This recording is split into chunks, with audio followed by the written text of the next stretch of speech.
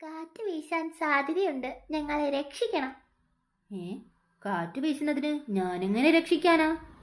ഞങ്ങളുടെ കൂട്ടത്തിൽ കുറച്ചുപേർ തീരെ മെലിഞ്ഞിട്ടാ, അവര് കാറ്റത്ത് പറക്കും. എലികൾ പറക്കുമോ സൂത്ര?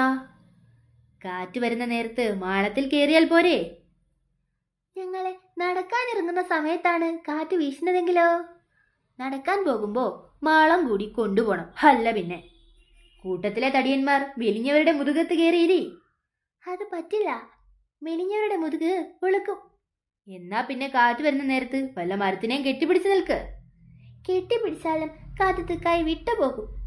എന്നാ പിന്നെ മരത്തിനോട് മെലിഞ്ഞവരെ കെട്ടിപ്പിടിക്കാൻ പറ.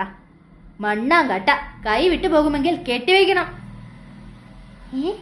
എന്താ പറഞ്ഞേ? മെലിഞ്ഞവരെ മരത്തിൽ ചേർത്ത് കെട്ടണമെന്ന്, കാറ്റ് തീരുന്നത് വരെ. ഉഗ്രൻ, അത്യുഗ്രൻ ഐഡിയ. ഇങ്ങനെ കിട്ടിയാൽ പോരെ? പോരാ, ഇത് പെട്ടെന്ന് അഴിഞ്ഞു പോകും. ഇങ്ങനെയായാലോ? ഇതും ശരിയായില്ല, ഞാൻ കാണിച്ചു തരാം. ഷേരുവിന്റെ വാലാണ് മെലിഞ്ഞ എലി എന്ന് വിചാരിക്കുക. ദാ ഇങ്ങനെ മരത്തിൽ ചേർത്ത് കെട്ടണം. മനസ്സിലായോ?